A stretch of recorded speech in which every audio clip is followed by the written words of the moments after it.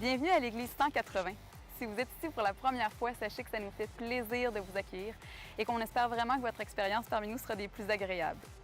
Aujourd'hui, vous allez entendre un discours simple et actuel au sujet de la Bible. Vous pourrez aussi apprécier une musique positive, contemporaine, imprégnée de foi et d'espoir, le tout dans une ambiance décontractée, tout en savourant un bon café. Les dimanches matins, nous offrons aussi un service à l'enfance afin que vos enfants aient du plaisir, soient en sécurité et que vous ayez l'esprit tranquille tout au long de l'événement. Pour ne rien manquer, suivez-nous sur notre page Facebook ou visitez notre site Web. Au nom de toute l'équipe de l'Église 180, bonne rencontre!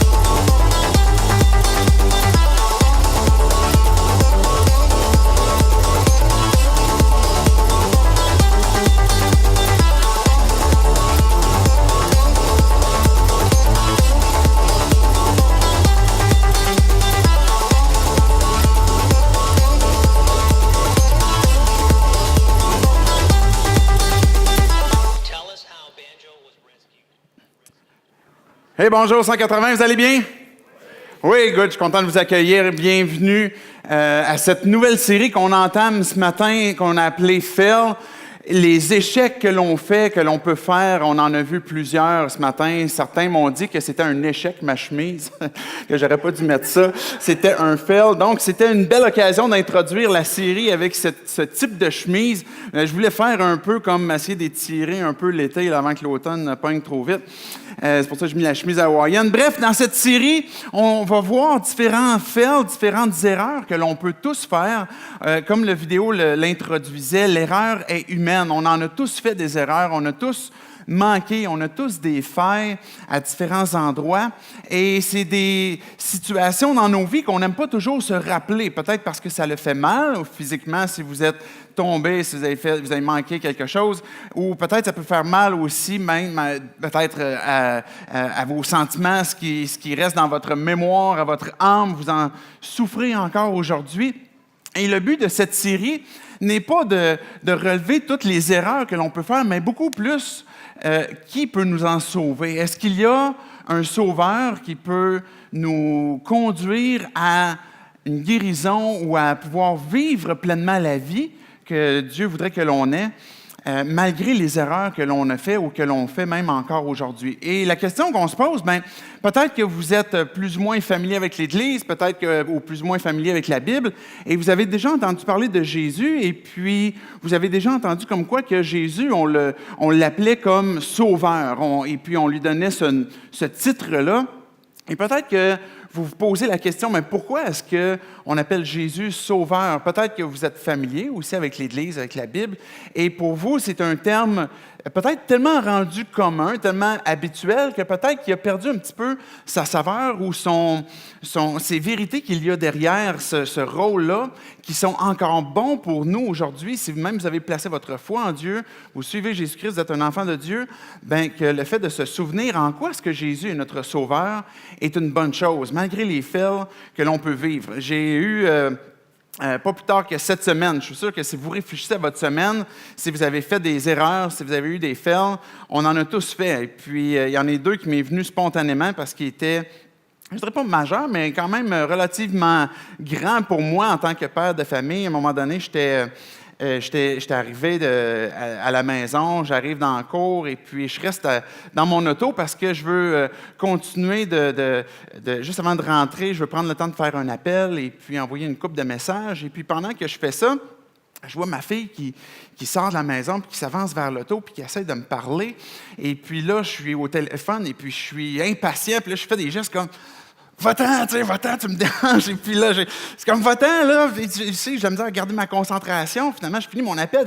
C'est quoi qu'il y a, là? Mais je voulais te donner un câlin, papa, j'étais content de te voir. Puis là, pendant ce court instant-là, je me suis dit, non, mais quel mauvais père est-ce que je peux faire, tu sais, de mon enfant qui vient me rejoindre comme ça, qui veut me manifester son affection, puis que je le rejette. Bref, j'ai évidemment fait le câlin, mais pas plus longtemps que peut-être 1 ou 2 jours après, un autre de mes enfants qui voulait faire un petit peu de temps, un petit peu d'argent pour faire un travail pour gagner un petit peu d'argent, est en train de nettoyer les armoires. Puis à un moment donné, il y avait comme une tache sur l'armoire.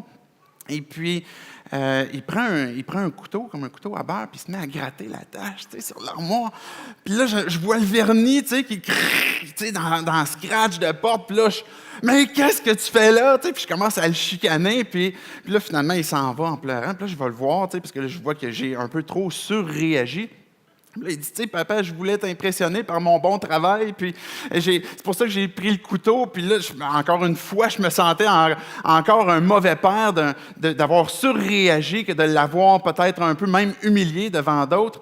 Ce type d'erreur-là, ça, c'est des erreurs que j'ai faites en tant que père, et puis j'ai évidemment demandé pardon aussi à mon enfant que j'ai un peu trop chicané. C'était plus qu'une chicane, là, j'étais un peu engueulé.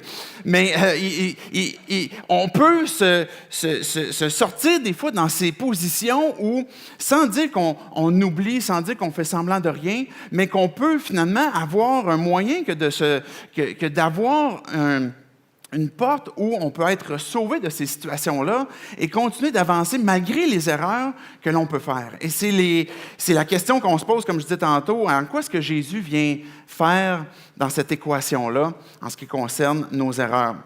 Et puis, on en a tous fait, que ce soit par exemple de parler dans le dos d'une personne, d'avoir médit, que d'avoir trompé quelqu'un, peut-être par nos intentions, par notre volonté, que de vouloir obtenir quelque chose de cette personne-là, d'avoir utilisé, peut-être de l'hypocrisie.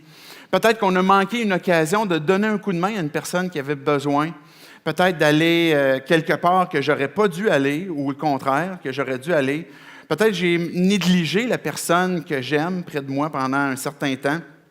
Peut-être que j'ai joué une game trop longtemps avec des gens. Peut-être que c'est une faillite au sens, pas juste monétaire, mais peut-être au sens émotionnel ou bien relationnel.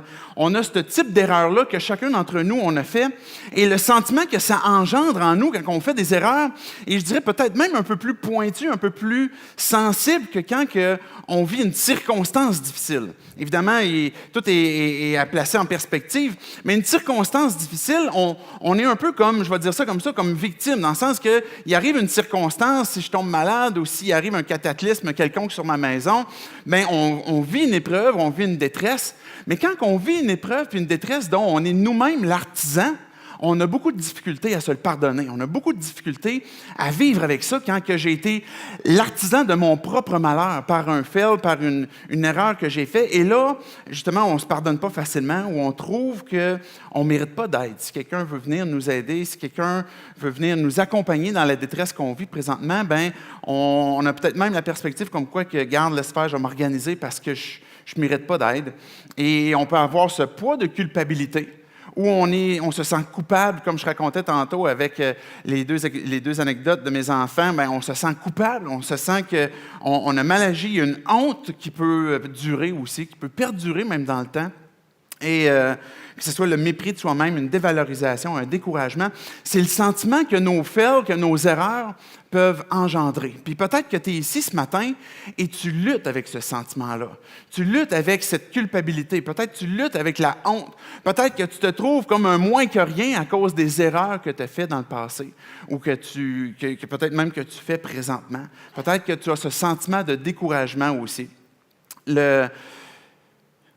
L'espérance qu'on veut annoncer ce matin, l'espérance qu'on veut, la délivrance qu'on veut parler, c'est qu'il est possible que d'avoir le salut, je vais le dire comme ça, que le Sauveur peut donner. C'est des termes qu'on va comprendre au fur et à mesure qu'on va voir à travers la série comment est-ce que Dieu est notre Sauveur pour nous donner le salut, c'est-à-dire la délivrance, la liberté. Et pour ce matin, l'erreur que j'aimerais qu'on puisse regarder, c'est une erreur qui, je crois, a de tout temps existé et qui peut-être existe particulièrement à notre époque, qui est le fail du moment présent, le fail de manquer ce qui se passe présentement, maintenant. Je ne sais pas si vous avez remarqué une des choses qui ressort souvent quand on se croise puis qu'on se demande comment ça va. Si on a une réponse qui est un petit peu plus élaborée que juste « oui, ça va », bien, souvent, une des réponses qui va sortir, c'est « bien, j'ai beaucoup de fatigue ces temps-ci ». On est fatigué. On est fatigué peut-être à cause de la course que notre vie nous emmène à faire. Peut-être qu'il y a une fatigue qui soit, par exemple, émotionnelle, d'une circonstance difficile. Peut-être c'est relié au travail, peut-être c'est relié justement à des relations. Il y a beaucoup cette question de fatigue où on court et puis on a l'impression que de ne pas rattraper l'énergie que l'on a de besoin. Et puis, quand on se met à vouloir courir, je ne sais pas si vous êtes comme moi, mais quand on se met à vouloir avoir le maximum dans nos vies, puis prendre soin évidemment de nos responsabilités, mais avoir nos hobbies, puis avoir notre travail, les relations, etc., bien, viennent avec ça des inquiétudes, ou bien des angoisses, ou bien du stress. Et puis, on se met avec ça, mais à réfléchir au passé, peut-être à nos fails, justement, qu'on a fait dans le passé.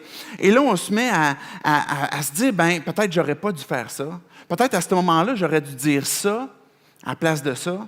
Peut-être j'aurais dû ne pas agir, ou peut-être j'aurais dû agir. Et là, on va repasser dans nos têtes des circonstances comme ça du passé. Et le passé va nous tracasser, puis va nous tourner en tête.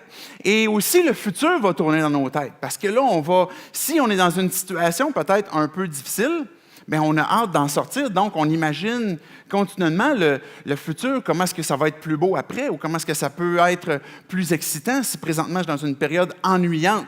Et on va anticiper beaucoup, puis l'exemple classique serait peut-être le vendredi. Hein? Demain, on arrive le lundi, mais rapidement, on va se mettre à anticiper le lundi, à anticiper le futur.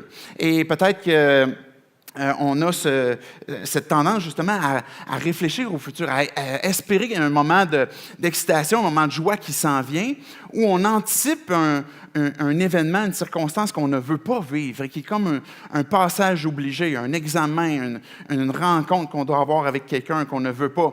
Et puis, on réfléchit beaucoup au futur. Et là, on se met à se tracasser par le passé, et puis à s'inquiéter du futur.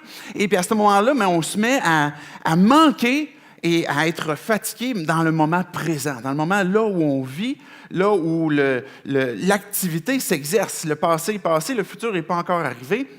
Et on va souvent manquer ou avoir cet échec dans notre société, dans nos propres vies, à finalement avoir cette agitation, avoir l'inquiétude et en manquer le moment présent. Puis la vérité que j'aimerais qu'on puisse retenir ce matin, à travers une histoire qu'on va voir dans les Évangiles, c'est de se reposer sur Jésus. Et j'ai choisi ce verbe-là parce qu'on peut le comprendre à différents sens. Se reposer où on prend justement nos forces, nos énergies, où on va prendre le temps de s'arrêter et puis de respirer. mais c'est aussi la question de se reposer où on se place les deux pieds sur, où on se place vraiment dans une relation où on est en train de se reposer sur lui, sur quelque chose de stable, quelque chose qui va durer, quelque chose qui va nous permettre d'être stable et de trouver du repos aussi. Donc, c'est la vérité que j'aimerais qu'on puisse retenir ce matin, puis on va voir 3 leçons d'un moment, je ne vous le dis pas tout de suite, on va prendre le temps de prier, on va lire le texte, d'un moment où Jésus a eu avec 3 de ses bons amis. Jésus a eu des bons amis dans ses disciples, mais 3 bons amis chez qui il est allé manger. Et puis on va regarder quelle leçon est-ce qu'on peut tirer de se reposer sur Jésus et puis trouver du repos pour notre âme. J'aimerais qu'on puisse prier, et après ça, on va regarder cette histoire-là ensemble. Dieu, on vient devant toi pour, premièrement, te louer et puis t'adorer, parce que tu es ce Dieu qui désire nous parler encore ce matin. Merci Dieu parce qu'on a l'occasion d'être ici ce matin, peut-être d'être en ligne aussi, d'écouter ce message en rediffusion, puis d'exposer nos cœurs et nos pensées à toi, à ce que toi tu veux nous dire. On te prie Dieu que tu puisses venir nous parler ce matin avec ton esprit, que tu puisses venir nous adresser, nous encourager, là où est-ce qu'on a besoin de comprendre les vérités qui te concernent, et que tu puisses nous faire comprendre Dieu ce que tu t'attends pour nos vies aussi. C'est dans le nom de Jésus qu'on prie ces choses. Amen. Donc, vous êtes prêts? 3 bons amis chez qui Jésus est allé manger. Je vais vous conter le contexte, puis après ça, on va lire l'histoire. À un moment donné, Jésus est avec ses apôtres, et puis, dans le ministère de Jésus, régulièrement, Jésus prenait le temps d'enseigner. Mais à un moment donné, Jésus a pris, il y avait les 12 apôtres, on les appelle aussi les disciples, mais il y a un moment donné où Jésus a choisi 70 autres disciples. Et puis, ces 70 personnes-là n'étaient pas des apôtres comme tels, mais ils étaient appelés les disciples. Et puis, Jésus les avait envoyés 2 par 2 devant lui, dans des villes, des villages, pour annoncer que Jésus s'en venait. Après ça, les 70 disciples sont revenus. Et puis là, ils ont fait un rapport à Jésus, puis eux autres, ils n'en revenaient pas de comment est-ce que les gens étaient réceptifs, comment est-ce qu'il y avait des miracles qui s'opéraient, même avant l'arrivée de Jésus. Et puis là, Jésus, évidemment, est content de ce ministère, mais rappelle à ses disciples, comme à ses apôtres, que notre joie, ultimement, n'est pas tant dans l'activité, dans le ministère, dans les choses que l'on peut faire pour Dieu, mais beaucoup plus que notre joie repose sur quelque chose de stable et de fixe, qui est notre nom est écrit dans le livre de vie. On va revenir une autre fois sur ça, mais c'est l'idée d'avoir une relation avec Dieu. Et là, les 70 disciples sont là. Et là, Jésus, il dit, on va repartir, on va s'en aller vers la Judée pour aller vers Jérusalem. Et là, il y a les disciples, ils disent, non, voyons donc, Jésus, ça n'a pas de bon sens. Les gens qui sont là, ils veulent te tuer, ils veulent ta peau.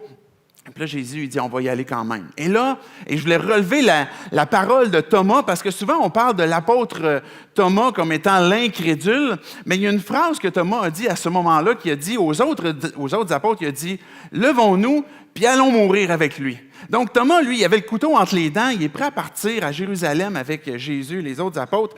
Et là, il descend, et puis là, juste avant d'arriver à Jérusalem, il y a une petite ville qui s'appelle Béthanie. Et là, il y a les amis qui habitent là à Béthanie, les amis de Jésus, qui vont l'accueillir pour un repas. Et cette personne-là qui va l'accueillir, à qui la maison appartient, s'appelle Marthe. C'est Marthe, Marie, sa sœur, et puis Lazare. Regardez le texte de Luc 10, les versets 38 à 42. C'est le texte sur lequel on va attarder notre attention ce matin. Comme Jésus était en chemin avec ses disciples, il entra dans un village et une femme du nom de Marthe l'accueillit dans sa maison. Elle avait une sœur appelée Marie qui s'assit aux pieds de Jésus et écoutait ce qu'il disait. Marthe était affairée aux nombreuses tâches du service. Elle survint et dit, « Seigneur, cela ne te fait-il rien que ma sœur me laisse seule pour servir? Dis-lui donc de venir m'aider. » Alors Jésus, il dit, « Marthe, Marthe, tu t'inquiètes et tu t'agites pour beaucoup de choses. Mais une seule est nécessaire, et Marie a choisi la bonne part, elle ne lui sera pas enlevée. On a cette histoire où Jésus arrive, et puis je vais être franc avec vous, dans le fond, moi, avant, jusqu'à presque cette semaine, j'avais toujours la compréhension comme quoi que Jésus était allé manger chez ses amis, puis que c'était comme un dîner un peu intime. Et c'est la raison pour laquelle j'ai placé le contexte, parce que c'était pas un dîner intime. Il y avait beaucoup de gens. Peut-être certains commentateurs vont dire, possiblement, peut-être même les 70 disciples qui suivaient Jésus, mais il y avait certainement les apôtres, parce que le premier verset dit, comme Jésus était en chemin avec ses disciples. Donc, ils étaient au moins 13 gars qui ont faim, ils ont marché dans un chemin de terre, qui se sont rendus, sont presque rendus à Jérusalem. Ils ont soif, ils ont faim, ils veulent manger, ils ont besoin de se reposer, ils veulent se laver un peu. Et là, ils arrivent chez Marthe et Marie. Et là, Jésus, il s'assoit. Ce que le texte qu'on comprend du texte, c'est qu'il commence à enseigner, commence à parler. Marie, elle est là, elle est assise au pied de Jésus pour écouter. Puis Marthe, elle est là, elle est seule, puis elle court à gauche, à droite, puis est en train d'essayer de prendre soin finalement de toute cette gang-là, et puis fournit pas. La première leçon qu'on peut tirer ce matin de cette histoire-là, qu'on a avec Jésus, c'est qu'on a souvent avec les circonstances qui arrivent, avec les événements qui peuvent se produire dans nos vies, on peut entamer un mode un peu réaction et tomber dans ce fil d'inquiétude et d'agitation. L'inquiétude et l'agitation. Regardez, je veux juste, si on peut remettre le texte, la deuxième partie du texte, où ce que Jésus il dit, tu t'inquiètes. Regardez la partie du verset 41. Jésus lui dit, Marthe, Marthe, tu t'inquiètes et tu t'agites pour beaucoup de choses. Jésus est en train de lui adresser que tu es agité et tu es inquiété pour toutes sortes de choses. Et puis on pourrait dire, mais il me semble que si je me place dans la peau de Marthe, dans ses souliers, il me semble que c'était normal qu'elle court un peu à gauche puis à droite. Et Jésus lui dit, tu es agité, tu es inquiète, et puis tu roules, et puis c'est en train de te guetter. C'est un peu ça, en quelque sorte, que tu es en train de dire. J'ai vu un post cette semaine, peut-être que vous avez cet ami-là commun, qui est la femme d'un pasteur ici à Québec, à l'église d'Eva, et qui a écrit un peu son expérience qui s'est passée dans les dernières semaines. C'est Lynne-Marie Favreau, qui a écrit que son mari a fait un malaise cardiaque, il y a quelques jours, qui a dû aller à l'hôpital. Et elle a raconté un peu comment est-ce que ça les a amenés à prendre conscience de leur vie. Et j'ai trouvé particulièrement son post édifiant, puis qui m'a interpellé à moi aussi. Parce que ce qu'elle est en train, puis là, je vais le résumer, puis vous pouvez le lire si vous êtes ami avec elle ou peu importe, là. Mais ce que je suis en train ce qu'elle résume, c'est qu'il y avait eu, avec le temps, une perte d'équilibre.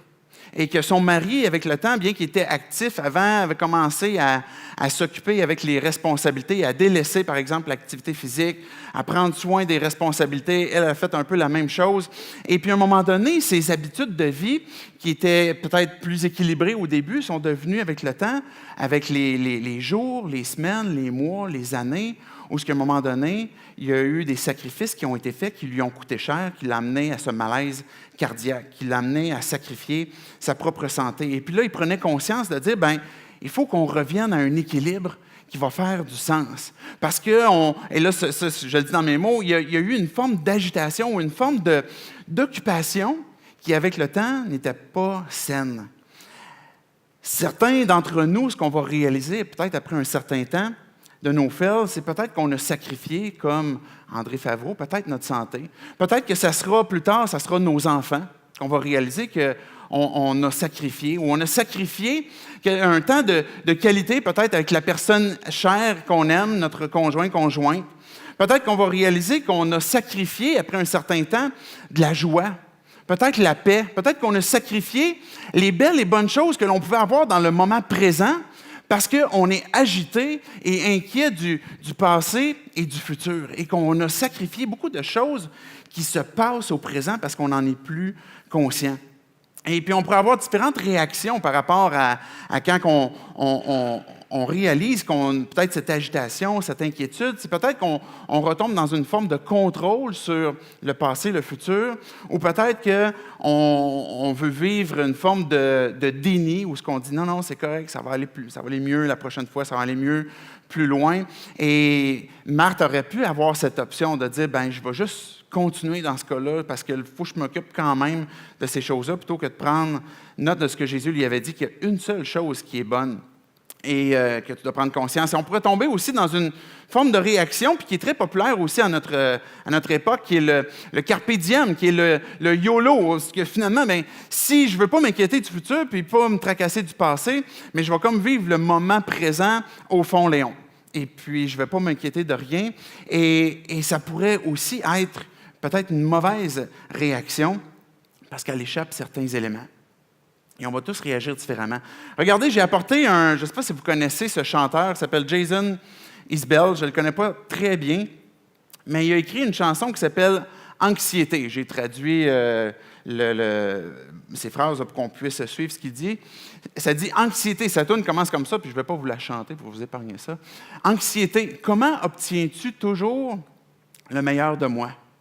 Je ne suis plus ici vivant dans une fantaisie. Je ne peux plus apprécier même une petite chose. Anxiété, pourquoi je ne suis jamais là où je suis supposé d'être? Même avec mon amour qui dort près de moi, je suis complètement éveillé et je souffre. » Ce que sa chanson est en train de nous dire, et puis qu'on peut possiblement tous s'identifier, que moi je peux m'identifier, où je réalise que encore régulièrement, je me réveille la nuit, puis il y a des choses qui me tracassent. Et mes pensées sont agitées. Des fois, mes pensées sont inquiètes. Pour être vraiment honnête, c'est des choses que je vis encore et que je suis convaincu que plusieurs d'entre nous, on vit. Peut-être qu'on a des réactions différentes, mais on peut être tracassé par une décision à prendre, tracassé par un conflit qui est à régler, tracassé par une situation financière qui est difficile, tracassé par une tristesse d'une relation qui se déroule pas comme on le souhaite. Et on a ces pensées qui nous habitent au point même que, comme ce qu'il dit dans sa chanson, « Tu voles le meilleur de moi-même.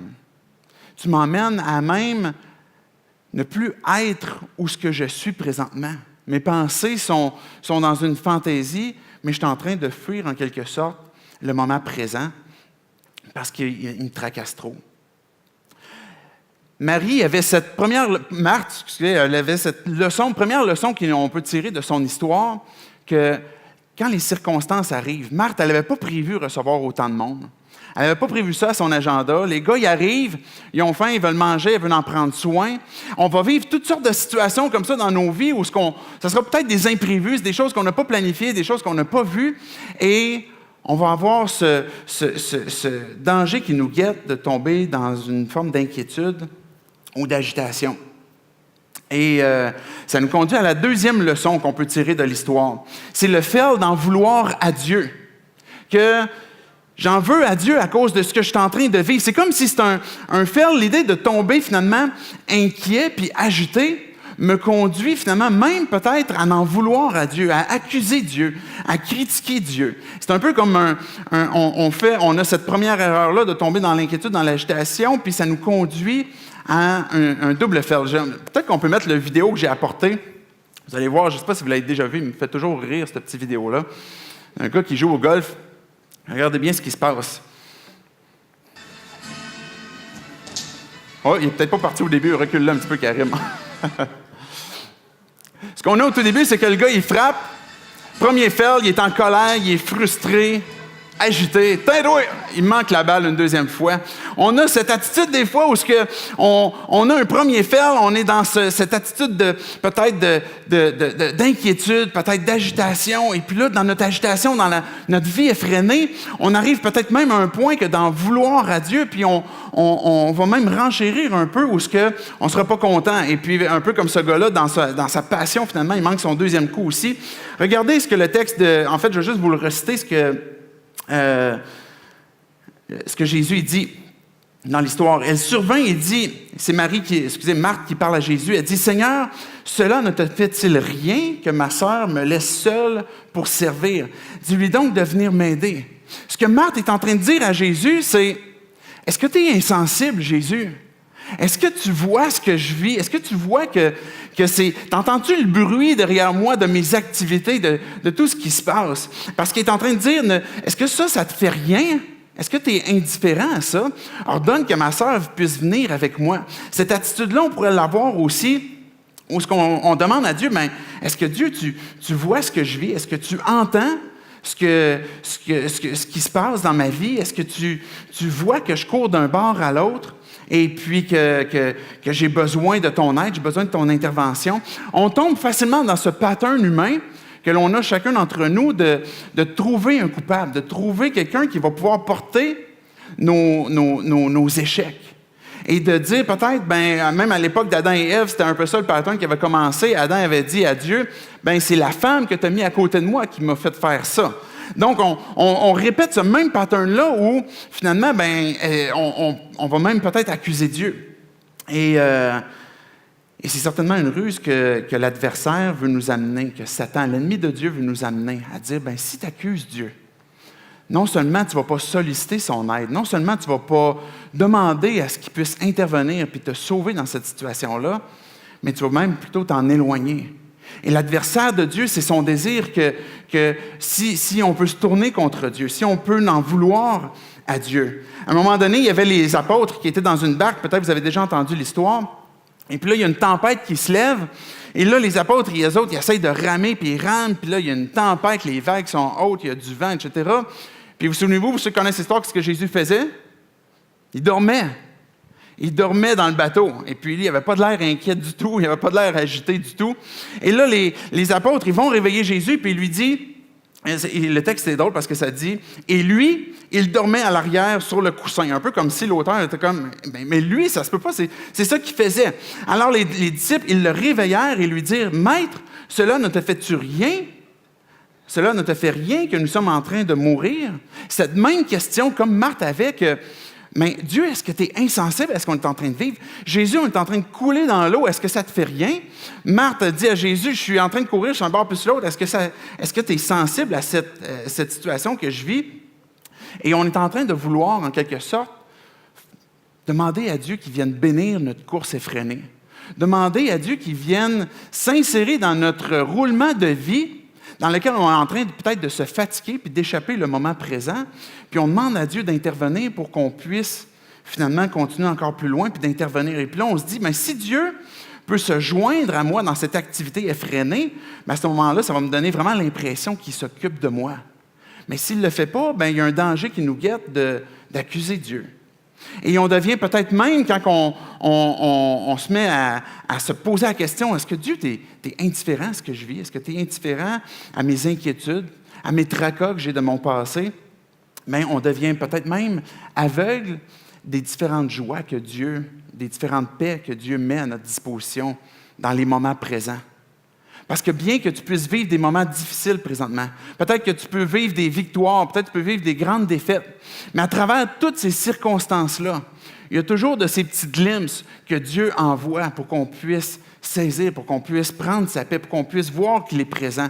Et quand on est obscurci par une forme peut-être de frustration ou d'irritation, où Dieu, tu sembles pas être là, tu sembles être indifférent à ma situation, mais on commence à les manquer, à les voir de moins en moins, parce qu'on est un peu irrité puis frustré. Et puis à ce moment-là, on tombe dans ce deuxième fail finalement. Peut-être si je demande à Dieu, est-ce que tu t'inquiètes de mes inquiétudes? Est-ce que tu te préoccupes de ma vie? Je suis convaincu que Dieu me dirait oui. Je m'inquiète du repos de ton âme. Je m'inquiète de ta sécheresse. Je m'inquiète de ton stress. De comment est-ce que tu vis la vie. Cette vie que peut-être ce n'est pas celle que je désirais pour toi. Jésus, il dit à Marthe, il dit, Marie s'est assise aux pieds. En fait, Marie s'est assise aux pieds de Jésus et écoutait ce qu'il disait. Et là, Jésus va lui dire à Marthe, il y a une seule chose qui est nécessaire. Tu t'agites et tu t'inquiètes pour beaucoup. Mais il y en a une seule qui est nécessaire. Et Marie a choisi la bonne part. Et elle ne lui sera pas enlevée. Souvent, on peut être confronté à nos propres limites. Les limites humaines que l'on a, il y en a plusieurs, mais particulièrement deux en ce qui concerne le temps. ben c'est justement les moments, le temps, le chronos.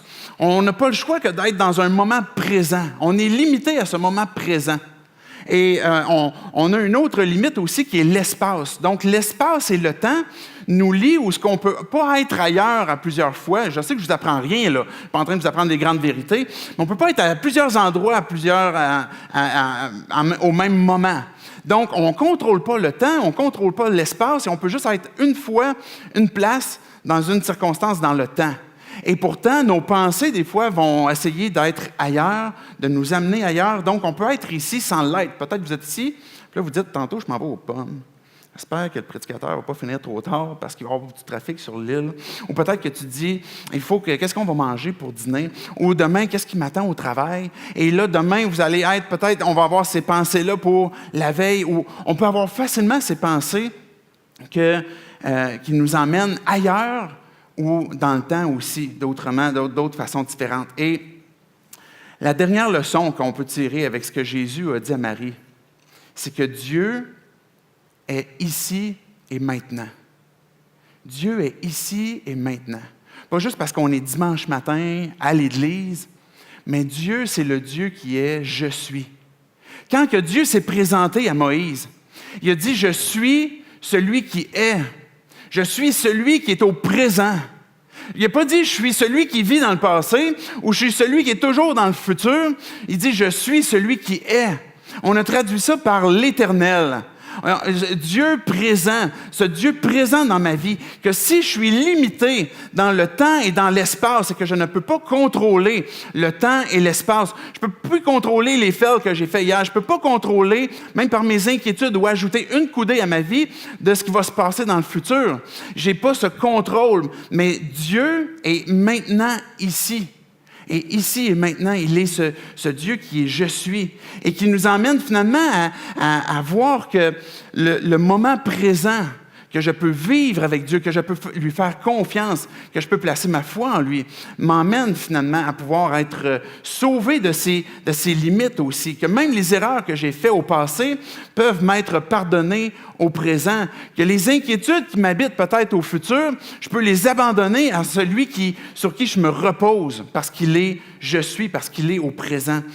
Jésus est celui qui régulièrement dans les évangiles, particulièrement dans l'évangile de Jean, qui se présente comme « Je suis la porte des brebis, je suis le bon berger ». Et à un moment donné, Jésus a eu une discussion avec Marthe aussi. Et Jésus aimait Marthe. Et c'est pas une mauvaise personne, là. Je ne veux pas la dépeindre comme une mauvaise personne. Je vais inviter les musiciens à s'avancer, s'il vous plaît, en même temps pour la conclusion. Mais à un moment donné, Jésus a dit, dans Jean 11, à partir du verset 25, je vais aller plus vers la fin si on apporte le texte. À partir du verset 25, Jésus il dit à Marthe, « C'est moi qui suis la résurrection et la vie. » Jésus il dit à Marthe, « Je suis la résurrection et la vie. Celui qui croit en moi vivra, même s'il meurt. Et toute personne qui vit et croit en moi ne mourra jamais. Crois-tu cela? » Et là, Marthe va répondre, « Oui, Seigneur, je crois que tu es le Messie, le Fils de Dieu qui devait venir dans le monde. » C'est une des déclarations les plus claires qu'on peut voir dans les évangiles qui a été donnée par Marthe sur la divinité de Christ, sur le fait qu'il est le Fils de Dieu, le fait qu'il est le Messie. Mais ce que Jésus il dit, c'est « celui qui croit en moi, celui qui vit en moi, celui qui croit en moi, le temps n'aura pas de limite sur lui. » Parce que même s'il meurt, même si le temps arrête, le temps de ta vie cesse, c'est quoi l'inquiétude que tu peux avoir? Jésus annonce qu'il est la vie, qu'il est la résurrection, qu'il est celui sur qui on peut se reposer. Quand Jésus est venu sur terre, il n'est pas simplement venu pour nous ouvrir l'opportunité d'aller au ciel. Il est venu pour restaurer nos âmes. Il est celui qui est le berger de nos âmes, celui qui vient et qu'on a besoin de se reposer sur lui. C'est la raison pour laquelle j'ai besoin d'un sauveur. Si j'ai fait un fail en ce qui concerne mon temps, et pas tant, et comprenez-moi bien que ce n'est pas une question de gestion de temps, ce n'est pas du tout ce que je veux évoquer, il faut qu'on soit des meilleurs gestionnaires de notre temps, ce n'est pas ça du tout, mais c'est trouver le repos de notre âme. que si j'ai fait ces fails dans le passé, que si je m'inquiète par le futur, que si présentement mon âme n'est pas dans le repos, que Jésus est mon sauveur parce qu'il est présent, parce qu'il est ici et maintenant. Est-ce que Jésus est conscient? Est-ce que Dieu est conscient de ce qu'on peut vivre présentement, des difficultés que tu peux vivre, des inquiétudes que tu peux avoir demain, des différentes hontes que tu peux avoir dans le passé? La réponse est oui. Et Jésus lui a dit, « Mon Père, c'est un peu comme s'il était le tronc d'une vigne. » Il est le propriétaire plutôt du vignoble. Et puis Jésus, il dit, « Moi, je suis le tronc. » Et toute la vie va découler à travers le tronc parce que vous êtes les branches. Et celle qui demeure attachée à moi, va avoir la vie en lui, va porter du fruit.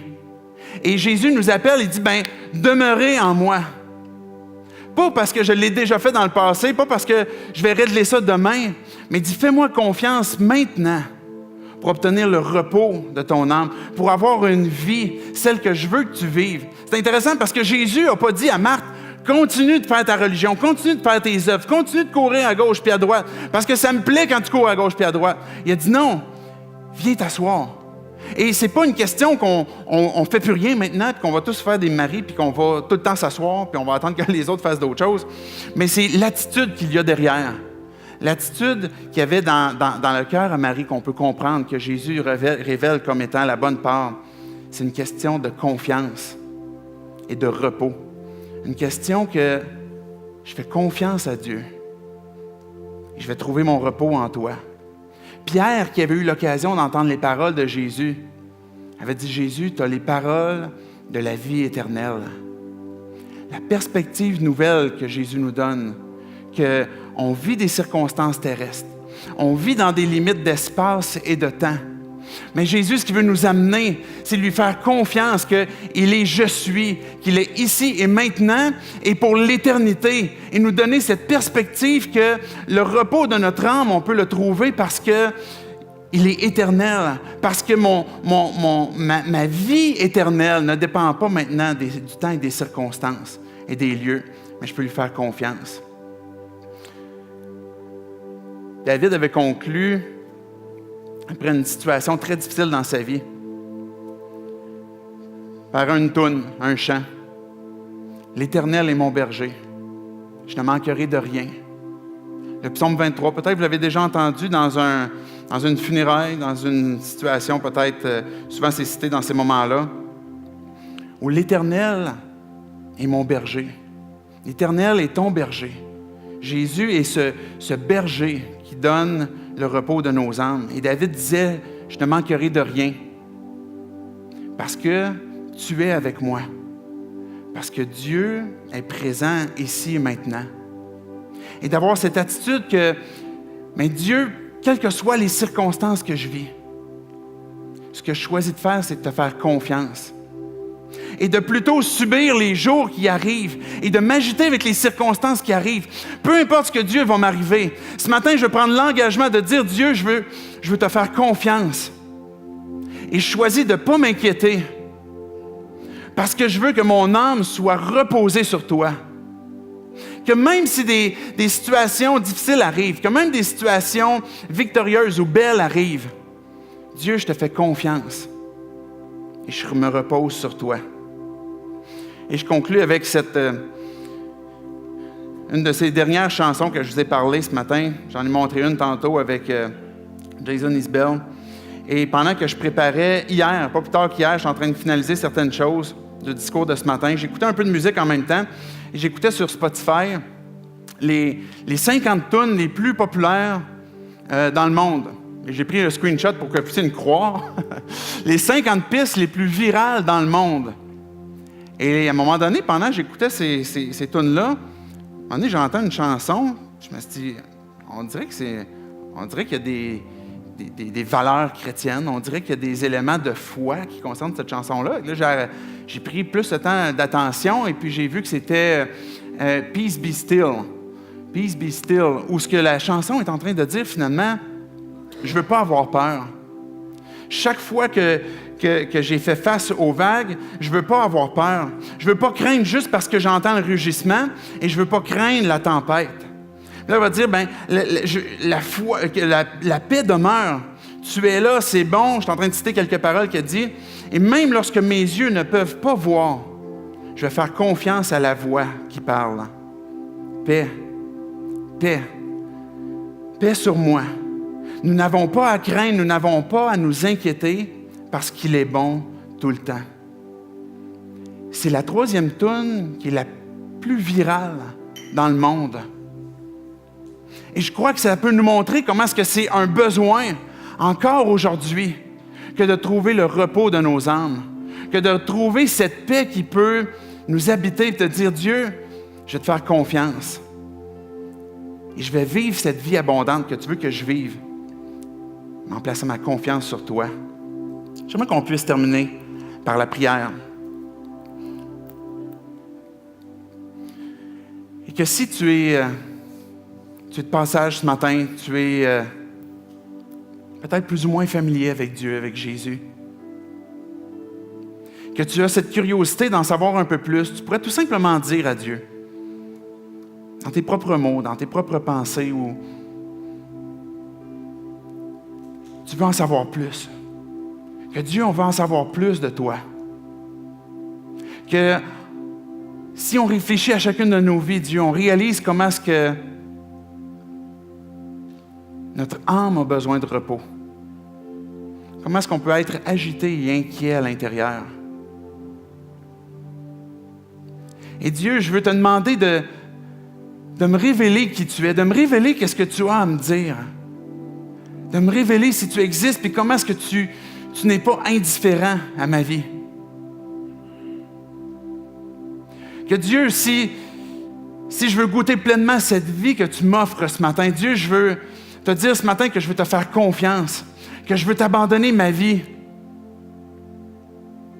Que ce que je peux comprendre à travers les évangiles, c'est que, Père, tu m'as donné Jésus, ton Fils unique, pour mourir à la croix, pour être mon sauveur.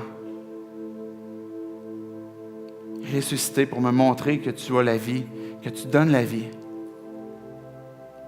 Ce matin, Dieu choisit de t'abandonner ma vie, de te faire confiance, de te suivre, parce que j'ai besoin de ce repos, parce que je suis séparé de toi présentement. Dieu, on vient devant toi aussi, chacun d'entre nous qui croyons déjà aussi en toi, qui avons déjà placé notre foi en toi. On a besoin, nous aussi, de renouveler, Dieu, ce focus, de choisir la bonne part pour continuellement te faire confiance, quelles que soient les circonstances qu'on vit. Dieu, on veut prendre le temps de s'arrêter ce matin, de te confier nos cœurs, nos pensées, de t'abandonner nos erreurs qu'on a faites. Que si on doit faire réparation, Dieu, montre-nous qu'est-ce que tu t'attends. Montre-nous qu'est-ce que tu veux que l'on fasse. Mais Dieu, on veut te faire confiance pour le futur aussi. Et on confie nos âmes entre tes mains. Par le nom de Jésus-Christ qu'on prie ces choses. Amen.